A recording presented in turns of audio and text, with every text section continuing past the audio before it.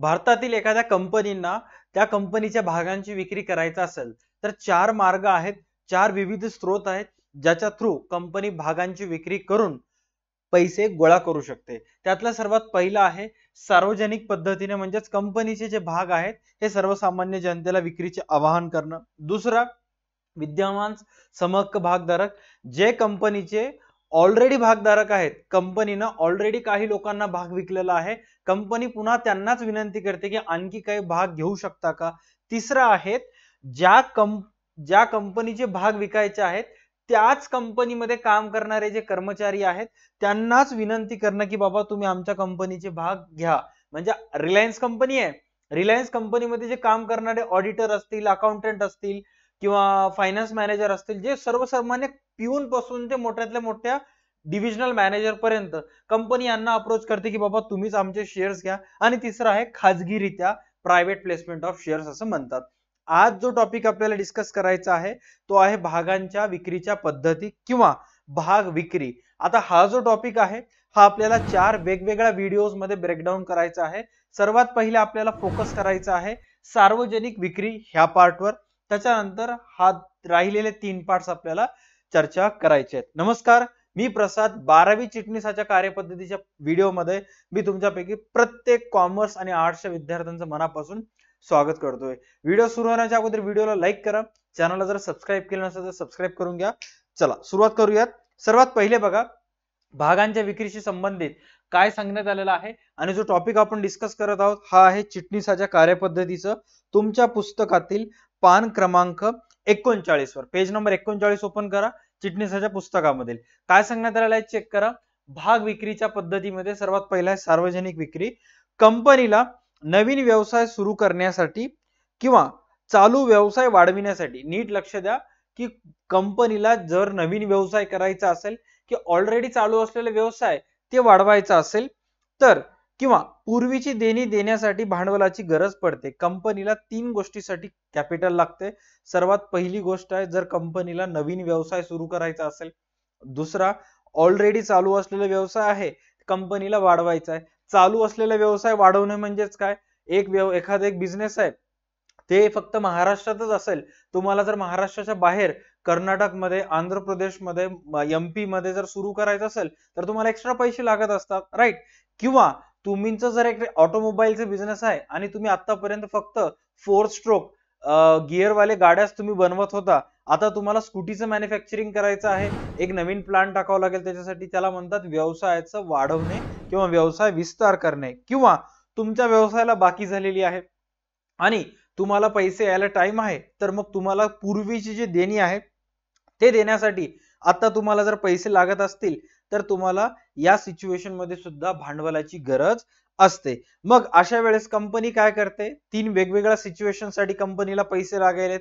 एक, नवीन बिझनेस चालू करण्यासाठी, दोन, ऑलरेडी चालू असलेले बिझनेस वाढविण्यासाठी, तिसरा पैसे लागायलेत आपल्याला की आपण ज्या लोकांचे पैसे देणं बाकी होत त्या लोकांचे पैसे देण्यासाठी, म्हणजे इनडायरेक्टली उधारी फेडण्यासाठी, आपल्यावर असलेला कर्ज फेडण्यासाठी आपल्याला पैसे पाहिजे।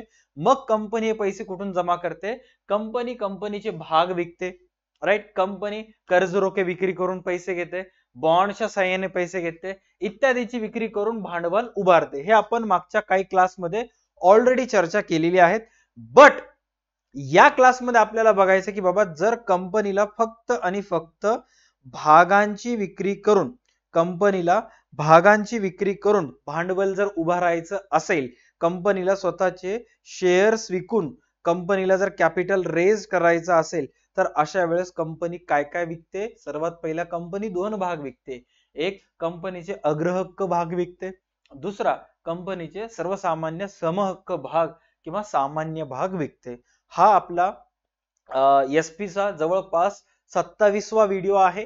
याच्या अगोदर पहिल्या 2 चॅप्टरचे जवळपास 26 व्हिडिओ आपल्या YouTube चॅनलवर आणि बिग बुल बॅच मध्ये अपलोड करण्यात आलेले आहेत, चेक करा। बिग बुल बॅच मध्ये नोट्स सहित आहेत, YouTubeला फक्त तुम्हाला व्हिडिओ दिसतील। ओके, चला, कंपनी काय करते, भागांची विक्री करत असताना अग्रहक्क भाग आणि समहक्क भाग किंवा सामान्य भाग या दोन प्रकारे भागांची विक्री करत असते। आता हे कंपनी जे भाग विकत असते हे चार पद्धतीने विकत असते। कोणते कोणते चार पद्धती आहेत, सर्वसामान्य, सर्वात पहिला आहे सार्वजनिक विक्री। सार्वजनिक म्हणजे जिथं प्रत्येक भारतीय नागरिकांचा समावेश होतो. कंपनी प्रत्येक भारतीय नागरिकांना आवाहन करते की आम्ही आमच्या कंपनीचे भाग विकायला काढलो, तुम्ही परचेस करा. त्याला म्हणतात सार्वजनिक विक्री. दुसरं ऑप्शन आहे विद्यमान समहक्क भागधारक. एखादी एक कंपनी आहे ज्या कंपनीने ऑलरेडी भाग विकलेले आहेत. सपोज आता माझ्याजवळ ह्युंडाई मोटरचे शेअर्स आहेत, राईट. कंपनीला माहित आहे की मिस्टर प्रसाद जवळ ह्युंडाई कंपनीचे शेअर्स आहेत आणि कंपनीला माहित आहे की बाबा ह्या व्यक्तीला आपल्या कंपनीमध्ये इंटरेस्ट आहे, म्हणून कंपनीनं काय केलं, मला म्हणजे कंपनीला माहित आहे की ह्या प्रसादला ह्युंडाई मध्ये इंटरेस्ट आहे, म्हणून प्रसादने ह्युंडाईचे शेअर्स परचेस केले. मग कंपनीला आता पैशाची गरज आहे, कंपनी वापस मला अप्रोच करते की मिस्टर प्रसाद तुमच्याजवळ ह्युंडाईचे 28 शेअर्स आहेत. म्हणलो यस 28 शेअर्स आहेत. अँड जसं की आम्ही बघतो तुम्ही एक शेअर 1400 रुपयाला घेतलं होतं सुरुवातीच्या काळामध्ये, आज एका शेअरची किंमत 2500 रुपये आहे. म्हटलं हा कहना क्या चाहते हो. सो आता एका शेअरची 2500 किंमत आहे. सो आम्ही तुम्हाला एक शेअर 2500 च्या ऐवजी 1900 रुपयाला देऊ इच्छितो, तुम्ही आणखी शेअर्स घेता का. आता मी म्हणेल की यार बाजार व्हॅल्यू 2500 आहे, कंपनी स्वतःहून मला अप्रोच करायली 1900 रुपयाला घे, तर मग मी काय करेन, माझ्याजवळ पैसे असतील तर मी काय करेन, ते शेअर्स घेईन. म्हणजे कंपनी काय करायली, सर्वात पहिला प्रत्येक भारतीय नागरिकांना विकते. दुसरा, जे ऑलरेडी कंपनीचे भागधारक आहेत त्यांना कंपनी अप्रोच करते की तुमच्याजवळ जे शेअर्स आहेत ते 100 रुपयाने एक घेतलेलं आहे, आता आम्ही वापस विकायला काढलो, तुम्हाला 80 रुपयाला मिळेल, घेऊ शकता का. ज्याला गरज असेल तो काय करेल, घेईल. तिसरा आहे सर्वसामान्य म्हणजे विद्यमान कर्मचारी. विद्यमान कर्मचारी म्हणजेच काय की सपोज रिलायन्स कंपनी आहे आणि रिलायन्स कंपनीमध्ये काम करणारे कर्मचारी आहेत, 5-6 अकाउंटंट आहेत, 5-6 सेल्सफोर्स मॅनेजर आहेत, 5-6 डिव्हिजनल मॅनेजर आहेत, 5-6 सर्वसामान्य कॉस्ट वगैरे काढणारे आहेत, प्रोडक्शन डिपार्टमेंट आहेत. तर कंपनी स्वतःच्याच कंपनीमधल्या लोकांना सांगते की बाबा तुम्ही जर आमच्या कंपनीचे शेअर्स घेतलं तर 100 रुपयाचं एक शेअर आहे, लोकांना आम्ही 100 रुपयाला द्यायला, तुम्ही आपल्याच कंपनीचे कर्मचारी आहात, त्यामुळे आम्ही तुम्हाला काय करू, फक्त 70 रुपयाला देऊ, घेऊ शकता का. आता जे जे कर्मचारी आहेत त्यांना माहिती आहे की बाबा आपली कंपनी किती चांगलं काम करायली, काही करून आपली कंपनी खूप पुढे जाणार आहे, आपल्या कंपनीचे फ्युचर स्ट्रॉंग आहे. मग असे कर्मचारी काय करतात, स्वतःच्याच कंपनीतले भाग खरेदी करतात. आता माझे एक रिलेटिव्ह आहेत जे पर्सिस्टंट कंपनीमध्ये काम करतात. पर्सिस्टंट कंपनी खूप मोठी सॉफ्टवेअर कंपनी आहे. तर आता मी जर पर्सिस्टंट कंपनीचे शेअर घ्यायला गेलं तर मला ते शेअर 8000-9000 ला जाईल, कारण मी कर्मचारी नाही येतो. बट तो जो माझा रिलेटिव्ह आहे ते त्या कंपनीत काम करतात, ते जे शेअर कंपनी सामान्यपणे माझ्यासारख्या सर्वसामान्य नागरिकांना 8000 ला द्यायली, तेच शेअर कंपनी त्याच कंपनीमधल्या काम करणाऱ्या कर्मचाऱ्यांना 6000-7000 ला द्यायली. ह्याला म्हणतात विद्यमान कर्मचाऱ्यांना भागांची विक्री करणे. त्याच्यानंतर खाजगी विक्री आहे, तो आपण चौथ्या पार्ट मध्ये डिस्कस करूयात. सो आता या पार्ट मध्ये आपण फुल ऑन डिस्कस करूयात सार्वजनिक विक्री. काय डिस्कस करायचं आपल्याला, सार्वजनिक विक्री म्हणजे कंपनी जिथे आवाहन करायली सर्वसामान्य नागरिकांना की या तुम्ही आमच्या कंपनीमध्ये पैसे गुंतवा. आता इथं काय सांगण्यात आलेलं आहे चेक करा. प्राथमिक भाग विक्री किंवा सार्वजनिक भाग विक्री, याच्यामध्ये सर्वात पहिले बघा, सार्वजनिक भाग विक्री म्हणजे जनतेस, सार्वजनिक भाग विक्री म्हणजे जनता, जनता म्हणजे कंपनीमध्ये काम करणारे लोक सोडून त्या कंपनीचे समहक्क भागधारक त्याच्यामध्ये आले, बट कंपनीमधले काम करणारे सोडून. इव्हन जर तुम्हाला कंपनीमध्ये काम करणारे लोक आहेत त्यांनी जर या जनताच्या कोट्यातून अप्लाय केले तर त्यांना महाग पडते, कारण त्यांना माहित आहे कंपनी 100 रुपयाला शेअर सर्वसामान्य नागरिकांना विकायली, आपल्याला 70 ला विकायली. त्यामुळे व्यवस्थित समजून घ्या, सार्वजनिक कंपनी म्हणजेच जनतेस भाग खरेदी करण्यासाठी आवाहन. सार्वजनिक विक्री म्हणजेच काय, सार्वजनिक रित्या विक्री म्हणजेच सर्वसामान्य जनतेस या आमच्या कंपनी शेअर खरेदी करा असं आवाहन करते. आता नीट लक्षात घ्या मी काय सांगायला होते, तुमच्या पुस्तकीतला जो डाटा आहे हा जुना डाटा आहे. जुना डाटा मीन्स अगोदर अशा पद्धतीने होत होतं. इथे काही शब्द आहेत मी तुम्हाला येणाऱ्या क्लासमध्ये, अपकमिंग लॅच क्लासमध्ये सांगेन येणाऱ्या 1-2 मिनिटाच्या, की जिथं ट्रेडिशनल पद्धत आहे म्हणजेच जुन्या पद्धतीने 1990-92 च्या काळामध्ये. आता थोडस मॉडर्नायझेशन आलेलं आहे, मॉडर्न वेज आलेले आहेत, कारण अगोदर इंटरनेट नव्हतं, अगोदर शेअर मार्केटवर तुम्हाला जर स्टॉक खरेदी विक्री करायचं असेल तर तशा पद्धतीचे कोणत्या प्रकारचे ऍप्लिकेशन्स नव्हते, आता ते आलेले आहेत. त्यामुळे हे काही गोष्टी ज्या आहेत हे थोडस आउटडेटेड झालेले आहेत. ओके, बट एक्झामच्या पॉइंट ऑफ व्ह्यू न तुम्हाला हेच लिहायचं आहे.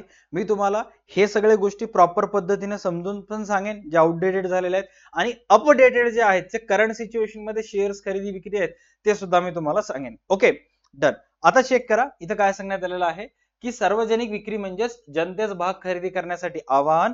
सामान्यतः कंपनी भाग विक्रीसाठी या पद्धतीचा वापर करते. सर्वसामान्यपणे जेवढेही कंपन्या आहेत ते त्यांचे भाग विकण्यासाठी या पद्धतीचा वापर करतात. कोणत्या पद्धतीचा? सार्वजनिक विक्री करतात, जिथं सर्वसामान्य जनतेस या आमचे भाग घ्या म्हणून कंपनी आवाहन करत असते. कंपनी माहिती पत्रक प्रसिद्ध करून जनतेस भाग खरेदीसाठी आवाहन करते. आता जे माहिती पत्रक आहे ते अगोदर बॉम्बे स्टॉक एक्सचेंज मध्ये, मोठ्या मोठ्या ठिकाणी ऑफिसेस मध्ये कंपनी प्रॉस्पेक्टस काढत होती. माहिती पत्रकला इंग्लिश मध्ये म्हणतात प्रॉस्पेक्टस. उदाहरणार्थ, तुम्ही जर एका कॉलेजमध्ये ऍडमिशन साठी गेलात तर ते कॉलेज एक माहिती पत्रक देत असते विद्यार्थ्यांना. त्याच्यामध्ये कॉलेजच्या बिल्डिंगचे फोटो असतात, कॉलेजच्या लायब्ररीचे फोटोज असतात, कॉलेजमध्ये असणारे सर्व टीचर्सचे फोटो असतात, आतापर्यंत कॉलेजला मिळालेले सर्व अवॉर्डचे वगैरे फोटोज असतात. प्रॉस्पेक्टस त्याला म्हणतात. तसंच त्या माहिती पत्रकास कंपनी सांगत असते की बाबा आम्ही जे तुमच्याकडून पैसे घेणार आहोत त्या पैशाचं आम्ही काय करणार आहोत, काय नाही, आमच्या आतापर्यंत प्रॉफिट किती आहे, लॉस किती आहे, आम्हाला किती रुपये पाहिजे, एका शेअरची व्हॅल्यू किती आहे, काय नाही, सर्वसामान्य जनतेकडून पैसे आल्यानंतर आम्ही ती कुठं खर्च करणार आहोत आणि खर्च केल्यानंतर ज्या ठिकाणी आम्ही खर्च करणार तिथून आम्हाला प्रॉफिट कधी येणार, किती येणार, काय नाही, हे सर्व गोष्टी त्या माहिती पत्रकात प्रसिद्ध केलेल्या असतात. ऑलराईट. त्यासाठी कमीत कमी त्यासाठी कंपनी दोन पद्धतीचा अवलंब करते. आता सर्वात पहिला बघा, एक तर कंपनीला भाग विकायचे. ऑलराईट. सार्वजनिक भाग विक्री म्हणजे काय? जनतेला भाग विकणे. आणि हे विकत असताना कंपनी माहिती पत्रक प्रसिद्ध करत असते. आणि हे विकत असताना दोन पद्धतीला भागांची विक्री करण्यात येते. सार्वजनिक भाग विक्री हे दोन पद्धतीने करण्यात येते. कोणते कोणते दोन पद्धतीने करण्यात येते? सर्वात पहिला आहे सर्वात पहिले निश्चित किमतीस भाग विक्री पद्धत. निश्चित म्हणजे कंपनी सांगते या प्राइसला आहे तर तुम्हाला त्याच प्राइसला ते भागांची खरेदी करावी लागेल. आणि दुसरा आहे याच्यामध्ये बुक बिल्डिंग पद्धत. बुक बिल्डिंग पद्धत मध्ये तुम्हाला बोली लावावी लागते, लिलाव सारखं करावे लागतात गोष्टी, ज्याच्यामध्ये तुम्हाला ऑक्शनच्या थ्रू शेअर्स खरेदी करतायत. स्टेप बाय स्टेप बघूयात. आता हे स्टार्ट करण्याच्या अगोदर एवढं तर तुम्हाला माहित आहे, सार्वजनिक भाग विक्री म्हणजे जनतेस भाग विकणे. आणि हे विकत असताना कंपनी काय करत असते? माहिती पत्रक प्रसिद्ध करून जनतेस आवाहन करते की आमचे भाग घ्या. की सर, ज्या मोमेंटला तुम्ही हा व्हिडिओ बनवायलात त्या मोमेंटला एखादी कंपनी त्यांचे भाग विकायला काढली का? यस, सध्या सिच्युएशन मध्ये ऍज पर आय नो दोन कंपनीनं त्यांचे भाग विक्री करायला काढलेले आहेत. जस्ट एक मिनिट थांबा, मला टाइम द्या. मला फक्त तुम्हाला फुल स्क्रीनवर दाखवता येते का मी चेक करतो. ओके.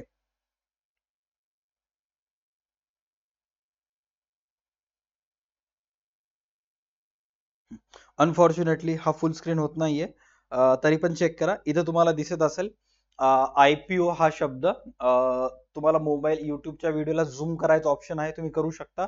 ओके. IPO ला जर आपण क्लिक केलं तर IPO ला म्हणतात इनिशियल पब्लिक ऑफर, जे की आपल्याला डिस्कस करायचं आहे. आणि सध्या दोन कंपनी आहेत हे त्यांनी त्यांचे भाग विकायला काढलेले आहेत. त्यातली सर्वात पहिली कंपनी आहे अर्बन कंपनी, दुसरी आहे देव एक्सेलरेटर. हे दोन कंपनीज आहेत, हे सध्या भाग विकायला काढलेले आहेत. आता इथं जर बघाल तर इथं 94.2x सबस्क्राईब मिळालेलं आहे. म्हणजे कंपनीला जर 1000 पाहिजे असतील तर लोक कंपनीला 94,000 द्यायला तयार आहेत. थोडस एक्सपॅन्ड करू, कंपनीला जर 1000 करोड पाहिजे तर लोक 94,000 करोड घ्या म्हणाले. म्हणजे 94 इंटू 94% ह्याच्यामध्ये मागणी आलेली आहे एक्स्ट्रा.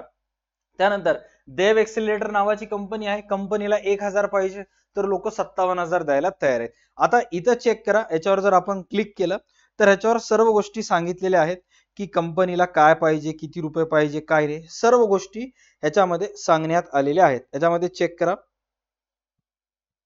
बघा, कंपनीला एक लॉट मध्ये आता बुक बिल्डिंग पद्धत जी आहे हे अशा पद्धतीचं असते. 14,935 रुपये मी या कंपनीला दिले, ज्याच्या बदल्यात ते मला किती भाग देणार आहेत? 145 भाग ते मला त्याच्या बदल्यात देतील आणि कंपनीनं हे सर्व सरळ आवाहन केलेलं. आता याच्यानंतर आणखी काही SME कंपनीज आहेत ज्याच्याबद्दल आपण काल डिस्कस केला होता. आता बघा इथं एअरफ्लोआ रेल टेक्नॉलॉजी नावाची एक कंपनी आहे की ज्यांचे भाग विकायला काढलेले आहेत. आता याच्यावर जर क्लिक केलं तर आपल्याला समजेल की कंपनीला किती रुपये पाहिजे. तर मिनिमम तुम्ही कंपनीमध्ये 2,66,000 भरू शकता, राईट. अँड ज्याच्या बदल्यात ह्या 2,66,000च्या बदल्यात तुम्हाला 1,000 भाग मिळतील. किती हजार भाग मिळतील? 1,000 भाग मिळतील. आता त्याच्यानंतर जर तुम्ही अबाउट मध्ये गेलात तर पूर्ण गोष्टी सांगण्यात आलेल्या आहेत की आतापर्यंत आमचं प्रॉफिट किती आहे, लॉस किती आहे, हे कंपनी काय करते काय नाही, जे गोष्टी एखाद्या माहिती पत्रकामध्ये असतात प्रॉस्पेक्टस मध्ये ते सर्व गोष्टी सांगण्यात आलेल्या आहेत. इवन एवढंच नाही तर कंपनीचं मागच्या 3 महिन्याचं रेव्हेन्यू, 3 वर्षाचं रेव्हेन्यू, की बाबा मागच्या 3 वर्षात 2023, 24, 25 मध्ये आमचं रेव्हेन्यू किती आहे, साइड बाय साइड कंपनीनं प्रॉफिट पण सांगलेलं आहे की 2023 मध्ये आम्ही फक्त 1 करोड कमवले, 24 मध्ये 14 करोड आणि 25 मध्ये 26 करोड रुपये कमवले, असं कंपनीनं क्लिअर कट ह्या माहिती पत्रकात सांगण्यात आलेलं आहे. आता नीट लक्षात घ्या की अगोदरच्या काळात हे सर्व गोष्टी कंपनीला एका पुस्तकामध्ये प्रिंट करावं लागत असायचं अगोदरच्या जमान्यामध्ये. आता जमाना डिजिटायझेशनचा आहे. कंपनी सरळ सरळ हे सर्व गोष्टी काय करत असते, कंपनीच्या वेबसाईटवर टाकून टाकत असते.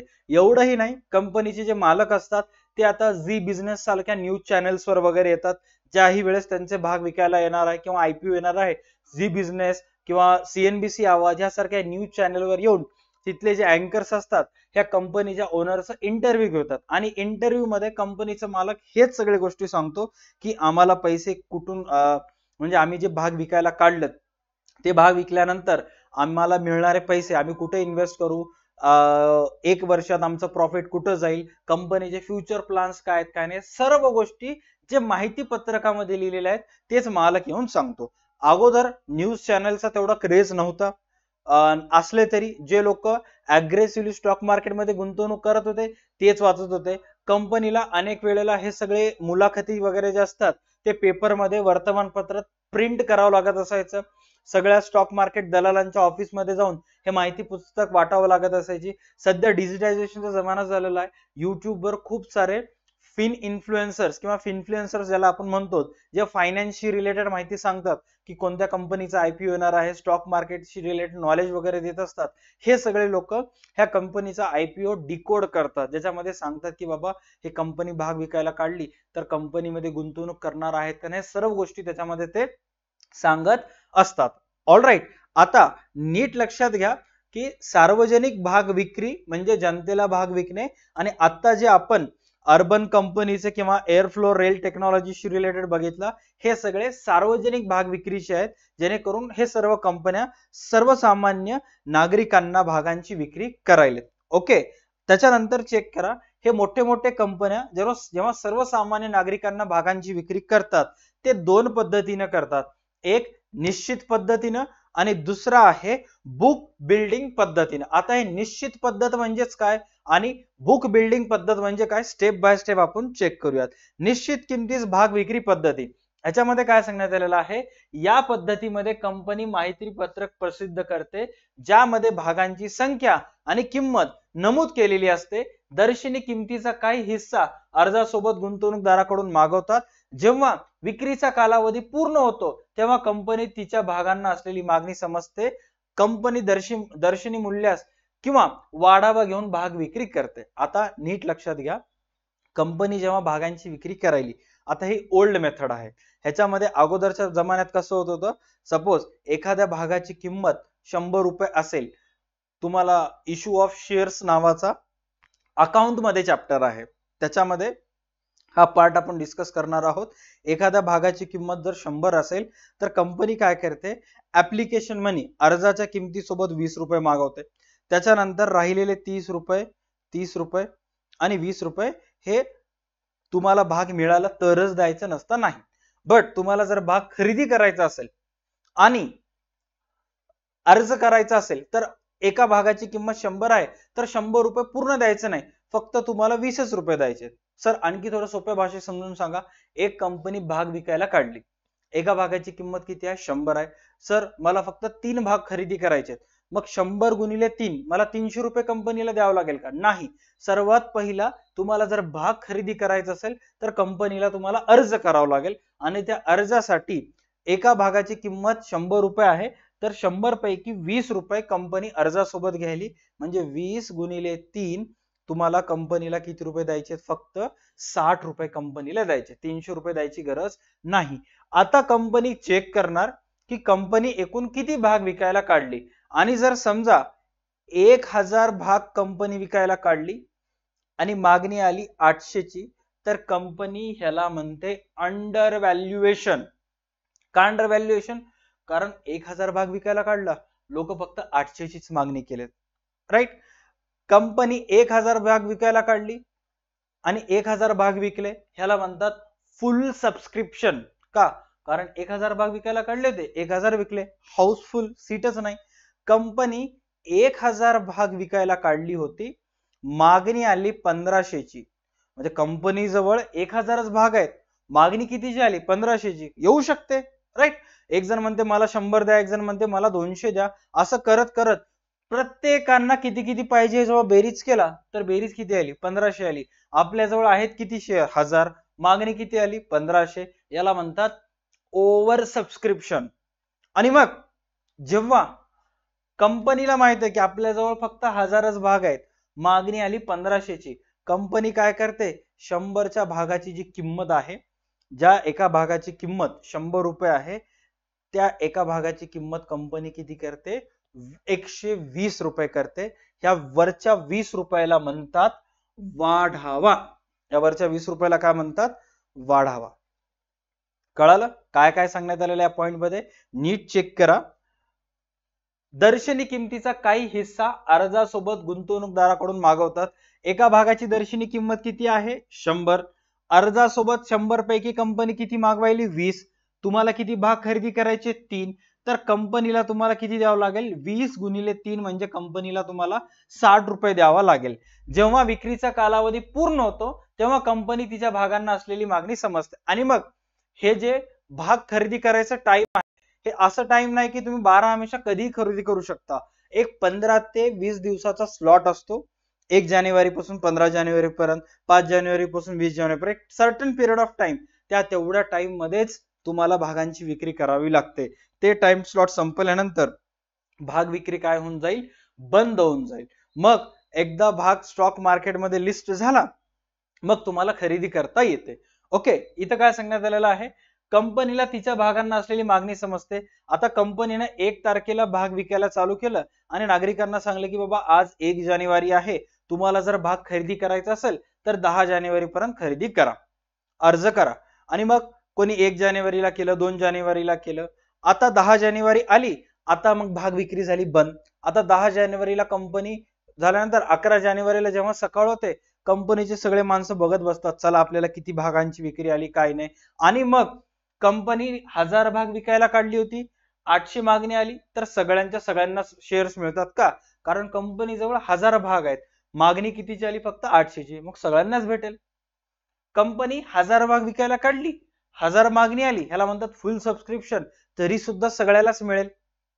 आता कंपनी 1000 भाग विकायला काढली, मागणी आली 1500 ची, तर याच्या पैकी सगळ्यांनाच मिळेल असं नाही.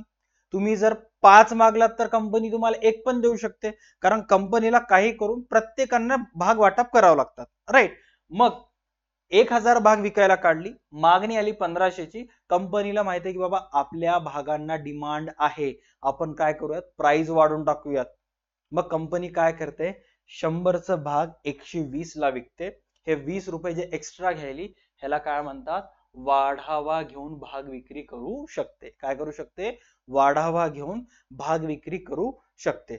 आता समजा सर कंपनीला 1000 भाग पाहिजे, 1000 भाग, मागणी आली 1500 ची, आणि या 1500 मध्ये माझा नंबर आहे, आणि जर कंपनीने मला एकही शेअर दिलं नाही, मी 3 शेअर साठी अप्लाय केलं होतं, 20 गुणिले 3 60 रुपये दिलं होतं, आणि मला एकही शेअर कंपनीने दिलं नाही, मग कंपनी माझे पैसे काय करते, तुला 60 रुपये कंपनी 3-4 दिवसानंतर परत करून टाकते.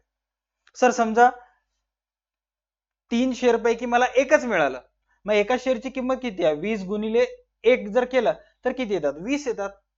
3 शेअरची किंमत तू 60 रुपये दिलास, एकाची किती येईल, 20. तर कंपनी काय करते, 20 ठेवून ते 40 तुला वापस करून टाकते. आणि हे ऑब्व्हियसली होणारच आहे. आता ह्या केस मध्ये बघा, इथं जे की अर्बन कंपनीचे जे भाग रजिस्टर्ड झालेला आहे, इथं व्यवस्थित चेक करा की 10 सप्टेंबर 2025 ला यांनी आयपीओ भाग विक्री करायला चालू केली. 10 सप्टेंबर 25 ला. संपलं कधी, 12 सप्टेंबर 25. आजचीच डेट आहे, ज्या दिवशी मी हा व्हिडिओ रेकॉर्ड करायला त्या दिवशी. 3च दिवसात त्यांनी भाग विक्री केली. किती दिवस, 3 दिवस, 10, 11 आणि 12. त्याच्यानंतर काय सांगण्यात आलेलं आहे की 17 सप्टेंबरला हा जो भाग आहे तो स्टॉक मार्केटमध्ये रजिस्टर्ड होईल आणि 15 सप्टेंबरला कळेल की तुम्हाला भाग मिळाला का नाही. सर कसं काय मिळाला का नाही, कारण सिंपल आहे, सरळ सरळ चेक करा, क्लिअर कट इथं तुम्हाला सांगण्यात आलेलं आहे. Just 1 second. हा, 94.2x सबस्क्राईब झालेला आहे. म्हणजेच कंपनीनं 1000 भाग विकायला काढले तर 94,000 भागांची विक्री आली. आता कंपनी जवळ तर 94,000 भाग नाहीयेत विकायला. मग कंपनी काय करेल, जेवढे पैसे लागते तेवढे भागाचे ठेवून घेईल, बाकी सगळ्यांना पैसे परत करेल. सर मग तुम्ही सुद्धा कंपनीला पैसे दिलात, मग तुम्हाला भाग मिळाला का नाही हे आम्हाला कधी समजेल, आता 17 सप्टेंबरला मला समजेल. ज्या वेळेस ते पैसे येतील त्यावेळेस मी किंवा भाग आले तर भागांचे किमती वगैरे सांगेन, आणि पैसे परत आले तर किती पैसे आले काय नाही सर्व गोष्टी तुम्हाला सांगून टाकेन. All right, done. चलो, त्याच्यानंतर नेक्स्ट पद्धती आहे बुक बिल्डिंग पद्धती. बुक बिल्डिंग पद्धती, आता पहिल्या चॅप्टर मध्ये आणि दुसरा चॅप्टर आणि तिसरा चॅप्टर ह्याच्यामध्ये जमीन आसमानचा फरक आहे. दुसरा चॅप्टर कसं एकदम फ्लो मध्ये सगळं जात गेलं, समजत गेलं. तिसऱ्या चॅप्टर मध्ये आली की थोडीशी गाडी गडबडते.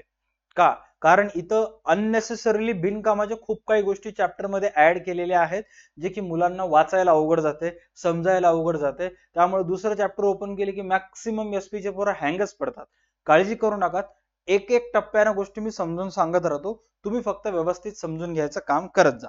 ओके, चलो नेक्स्ट आहे बुक बिल्डिंग पद्धत. आता बुक बिल्डिंग पद्धत म्हणजे काय समजून घ्या. या पद्धतीमध्ये भाग वाटप करणारी कंपनी भागांची संख्या आणि विक्री किंमत लिलाव पद्धतीने करण्याचे निश्चित करते. म्हणजेच कंपनी गुंतवणूकदारांना किंमत व श्रेणी कळवते. गुंतवणूकदार त्या श्रेणीमधील किमतीस बोली लावतो. श्रेणीमधील किमान किमतीस लोअर फ्लोअर किंमत, श्रेणीमधील किमान किमतीस फ्लोअर प्राइस असे म्हणतात. आता नीट चेक करा, बुक बिल्डिंग पद्धत म्हणजे माइंड मध्ये आणायचं लिलाव. राईट, बुक बिल्डिंग पद्धत म्हणजेच काय, लिलाव. आता हे कशा पद्धतीने काम करते चेक करूयात आपण स्टेप बाय स्टेप.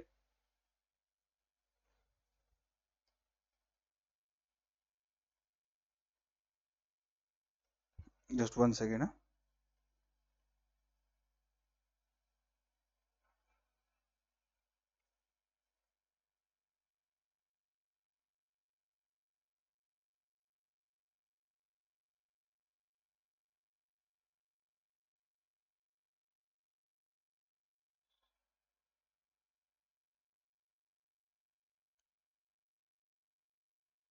यार जस्ट आत्ताच चेक केलं होतं मी ते.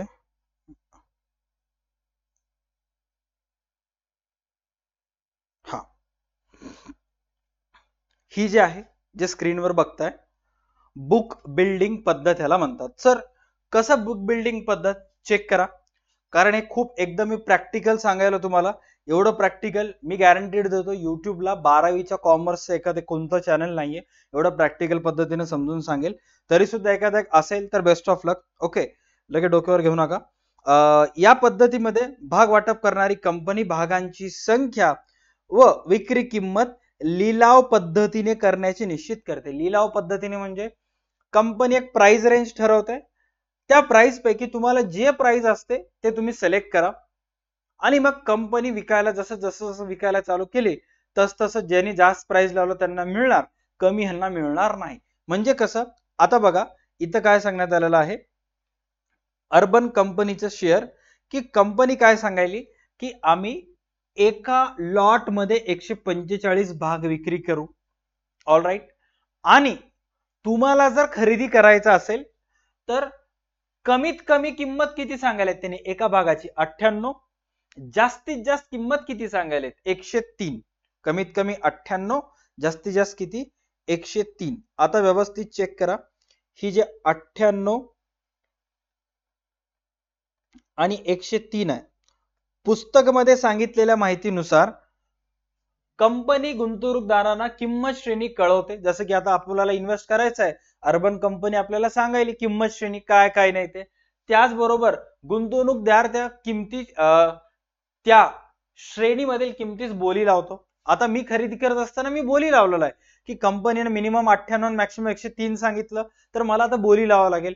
101 पाहिजे, 102 पाहिजे, 103 पाहिजे, ते मला ठरवावं लागेल. तिथं श्रेणीमधील किमान किमतीस फ्लोअर किंमत म्हणतात. आता ही जी किंमत आहे 98, ही कोणती किंमत आहे, फ्लोअर प्राइस. अँड कमाल किमतीस, किंमत किमान म्हणजे कमी, कमाल म्हणजे जास्त, आणि जास्त प्राइस किती आहे 103, त्याला म्हणतात कॅप प्राइस. कॅप प्राइस किती आहे 103. 103. आता बघा कशा पद्धतीने होते काय नाही ते सर्व गोष्टी व्यवस्थित चेक करा.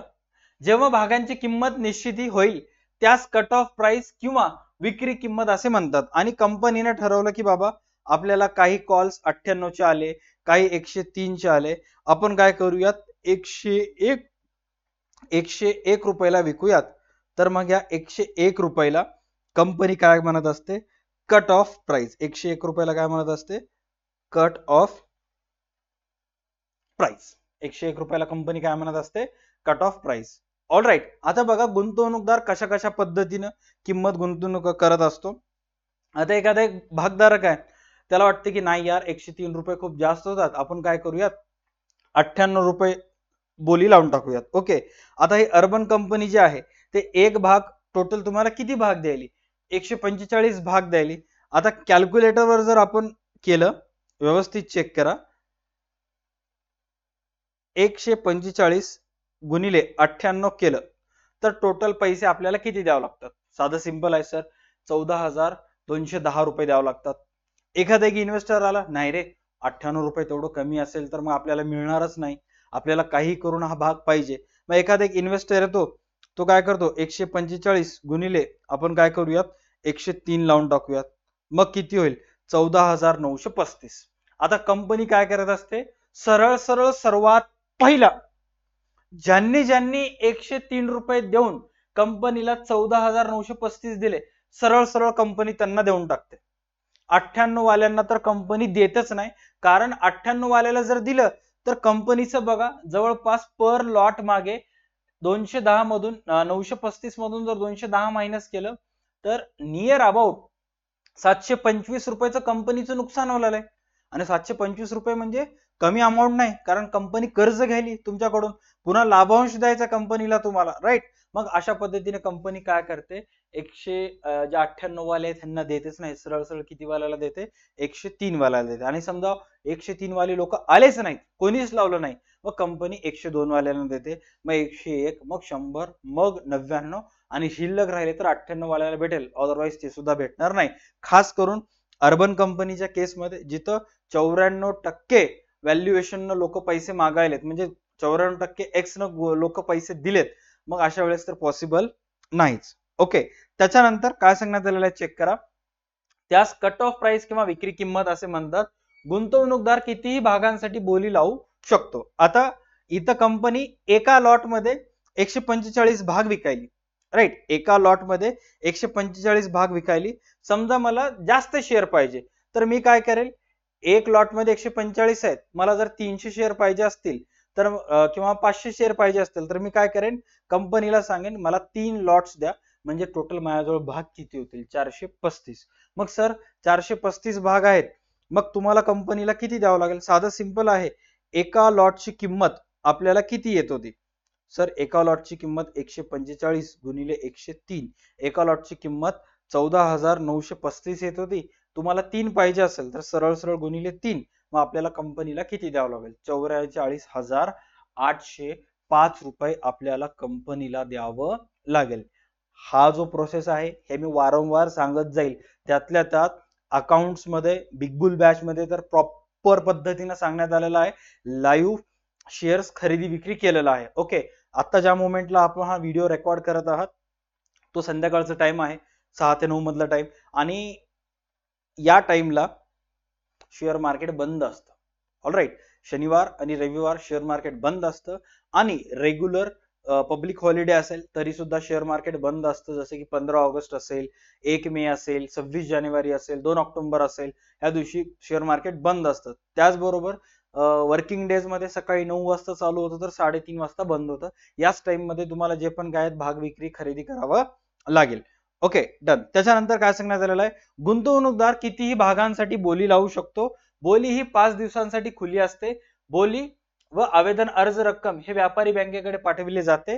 कंपनीची बोलीची प्रक्रिया संपल्यानंतर किमान किमतीनुसार कट ऑफ प्राइस किंवा विक्री किंमत निश्चित करते. आता बघा, मी कंपनीला अप्लाय केलं शेअर पाहिजे म्हणून, तर जेव्हा तुम्ही डीमॅट अकाउंट वरून कंपनीला अप्लाय करता, तर आता हे भाग पेढी आहे, हे जे स्क्रीनवर तुम्ही बघायला ना ग्रो नावाचा ऍप, हा इनडायरेक्टली एक प्रकारचा भाग पेढी आहे. ओके, याच्याजवळ सर्व भाग वगैरे असतात.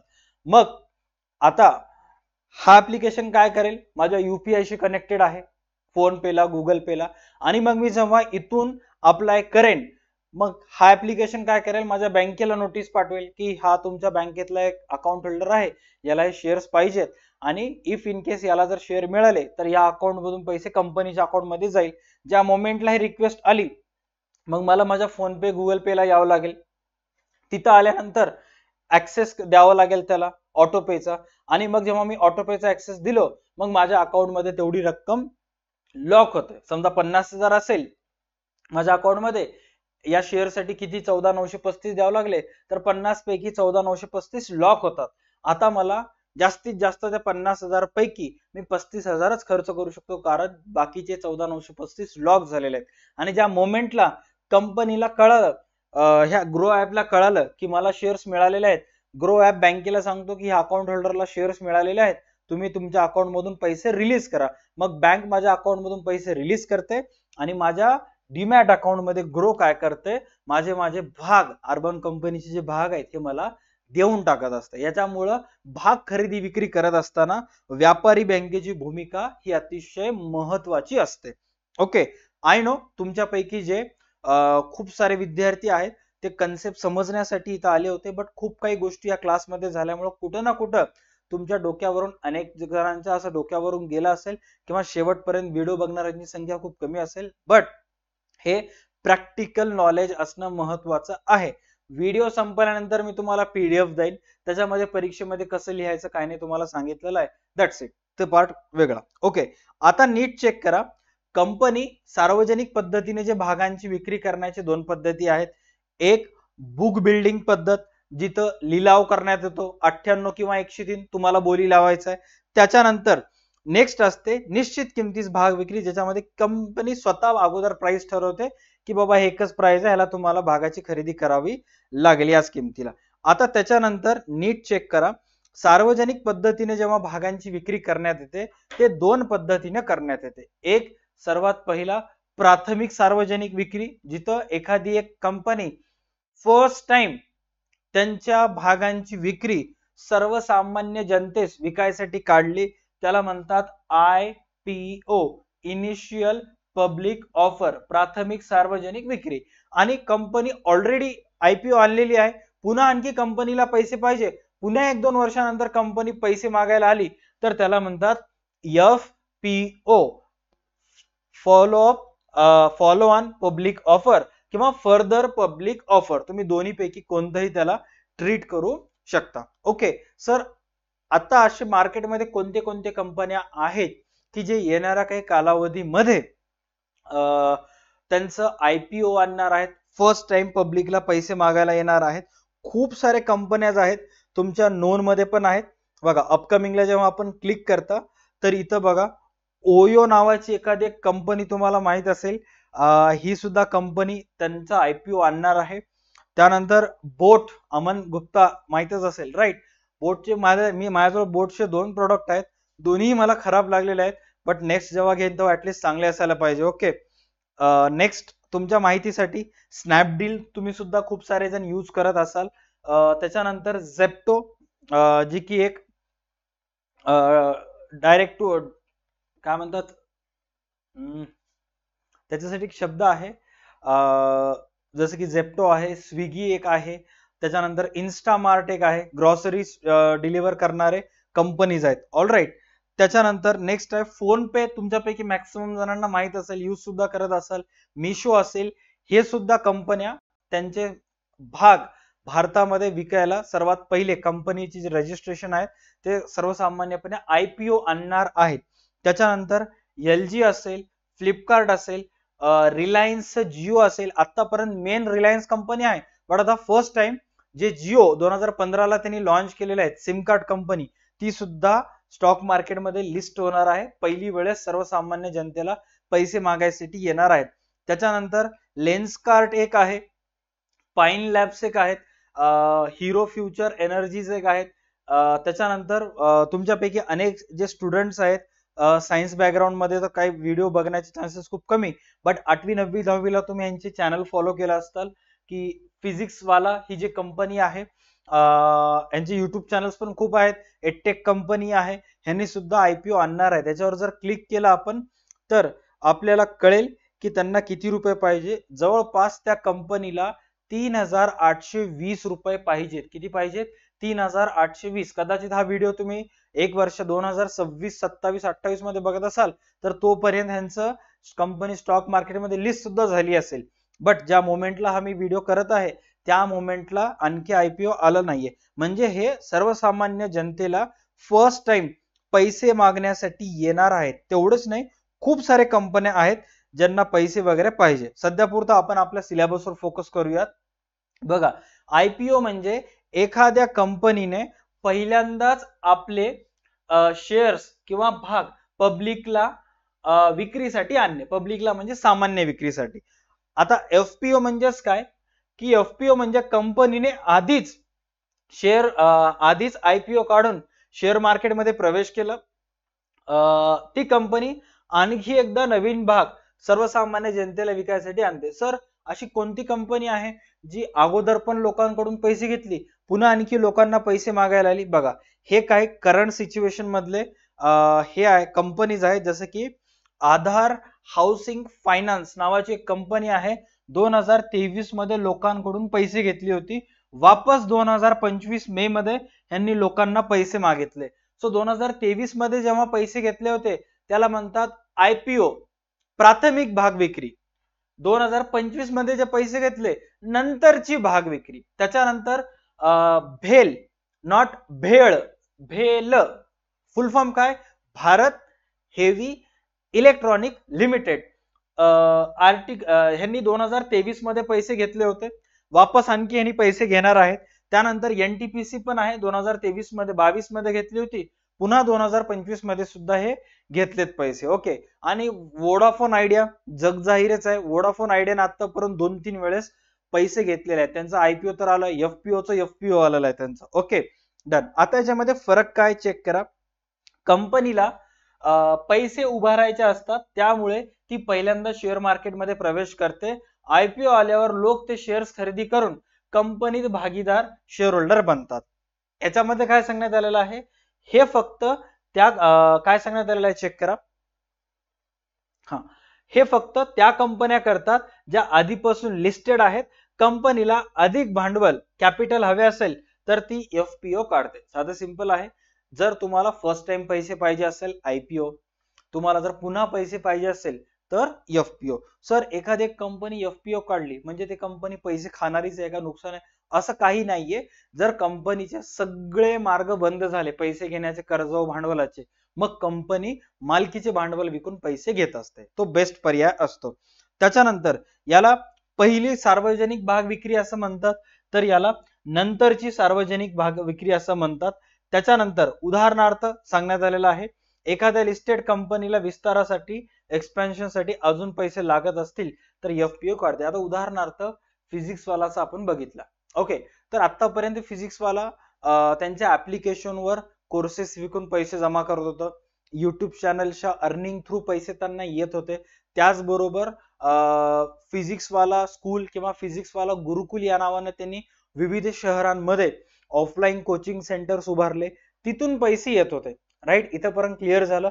मग सर एवढे उत्पन्नाचे स्रोत असताना त्यांनी वापस आणखी का पैसे मागितले?